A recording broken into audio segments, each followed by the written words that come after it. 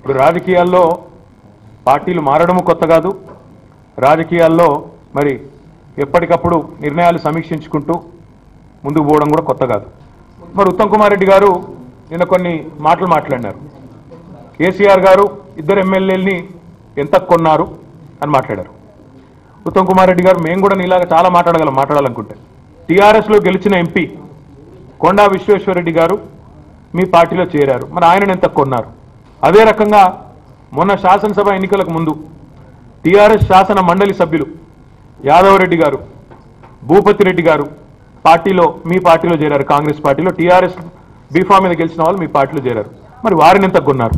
దానికంటే కొద్దిగా ముందు ఒక 6 నెలల ముందు తెలుగుదేశం పార్టీలో 2014లో గెలిచిన తర్వాత మీ పార్టీలో ఈరోజు మీ పార్టీలో ఒక బాధ్యుడిగా ఉన్న రేవంత్ రెడ్డి గారు చేరారు. మరి ఆయనను ఎంత కొన్నారు?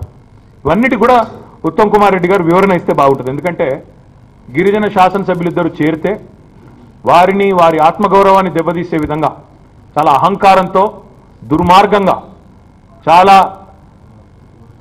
తీవ్రమైన దురహంకారంతో చేసిన వ్యాఖ్యలు ఏవైతే ఉత్తమ్ కుమార్ రెడ్డి గారు చేశారో దీన్ని నేను తప్పుపడతా ఉన్నాను. ఇంకొక మాట కూడా ఉత్తమ్ కుమార్ రెడ్డి గారు నేను అడుగుతా ఉన్నాను.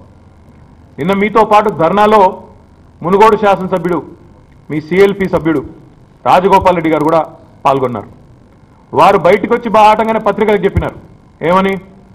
మా పార్టీలో జోష్ లేదు, నాయకత్వంలో చేవదచ్చింది, ఈ నాయకత్వం వల్ల ఏమీ అయ్యేది లేదు, పోయేది లేదు, ఈ నాయకత్వాన్ని మారిస్తే తప్ప పార్టీ బాగుపడదని చెప్పినారు.